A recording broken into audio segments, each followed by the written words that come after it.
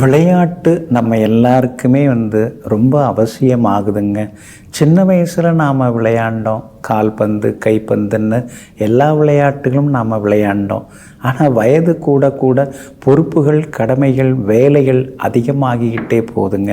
ஆனால் அதுக்காக விளையாடாமல் இருந்துடக்கூடாது. பிள்ளைகளையும் போட்டு படின்னு சொல்லி அவங்கள போட்டு அடின்னு அடிக்கிறத விட அவங்களுக்கு உடற்பயிற்சி தரக்கூடிய அளவுக்கு, மனசுக்குள்ளார ஒரு சந்தோஷம் வரக்கூடிய அளவுக்கு விளையாட வைக்கிறது நல்லதுங்க. ஜோதிட சாஸ்திரத்தில் பழைய நூல்கள் எல்லாமே விளையாட்டில் சூரன் அப்படின்னு சில வார்த்தைகளில் சொல்லப்பட்டிருக்குங்க. யார் யாருக்கு எந்த விளையாட்டு அப்படின்னு சொல்லப்பட்டிருக்குங்க. பழைய ஜோதிட நூல்களில் சொல்லப்படாத விஷயங்கள் எதுவுமே இல்லை. ஆராய்ச்சி மனப்பான்மையோடு நாம் அதை அணுகி பார்த்தோம்னா அந்த ஆழத்தை நம்மால் புரிஞ்சு கொள்ள முடியுங்க. பிருகத் ஜாதகமாக இருந்தாலும் சரி, சாராவளி நூல்களாக இருந்தாலும் சரி, எல்லாத்துலேயுமே சில விஷயங்கள்லாம் சொல்லப்பட்டிருக்கு. பொதுவாக செவ்வாய் தான் விளையாட்டுக்கு உரிய கிரகங்க. மல்யுத்தம் இருக்கு இல்லைங்களா, அந்த மல்யுத்தத்துக்கு உரிய கிரகம் சூரியனா வரார். அதான் இந்த பாக்ஸிங்லெல்லாம் போடுறோம், பிள்ளைங்களை சேர்க்குறோம் அப்படின்னா சூரியன் நல்லா இருக்கணும். இந்த ஒத்தைக்கு ஒத்த மோதுறதுன்னு சொல்லுவாங்க இல்லைங்களா, அந்த மாதிரி ஒற்றைக்கு ஒற்றை மோதக்கூடிய போட்டிகள் எதுவாக இருந்தாலும் சூரியன் நல்லா இருந்தால் அந்த விளையாட்டில் அவங்கள போடலாம். அதில் அவங்க பெருசாக சாதிக்கலாம்.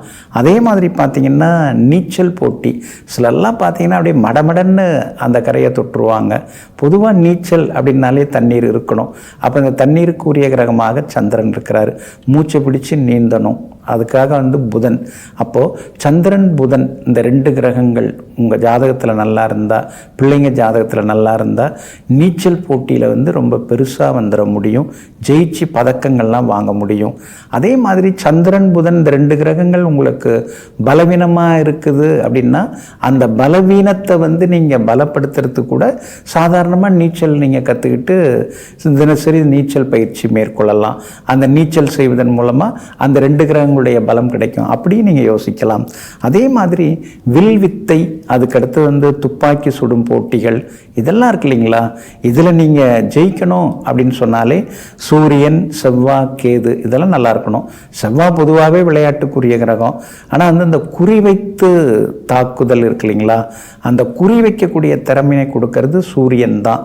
அதுதான் இந்த இலக்கை நோக்கி அம்பை எய்துறது அல்லது துப்பாக்கி குண்டுகளை செலுத்துறது, அதுக்கெல்லாம் சூரியன் தான் கரெக்டாக அந்த இலக்கை தாக்கக்கூடிய அமைப்பு, அடையக்கூடிய அமைப்பு.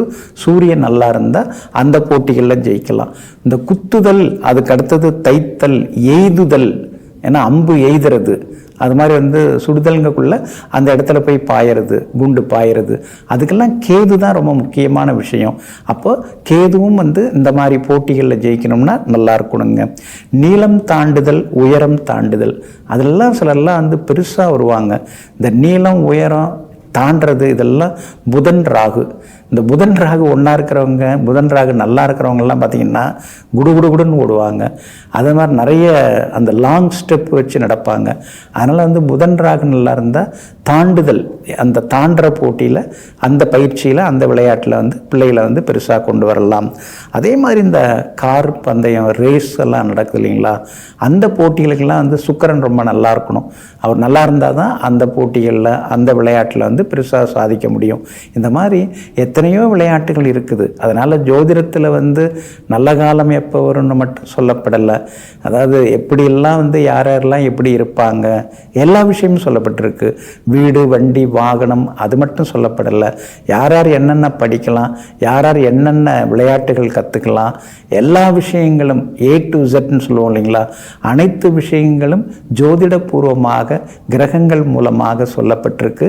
அதில் எது நமக்கு நல்லா இருக்குங்கிறத தெரிந்து வைத்து கொண்டு அந்த விளையாட்டை விளையாண்டோம்னா நமக்கு எல்லா வகையிலுமே ஆரோக்கியமும் கிடைக்கும், வெற்றி பதக்கமும் கிடைக்குங்க. நெஞ்சிற்கினியவர்களே, சோமவாரமாகிய இன்றைய நாள் உங்களுக்கு அனைத்து சுகபோகங்களையும் அள்ளித்தரும் அதிர்ஷ்டகரமான நாளாக அமையட்டும். மீண்டும் நாளை காலை சந்திப்போம். நன்றியுடன் உங்கள் ஜோதிட முனைவர் KP வித்யாதரன். வணக்கம்.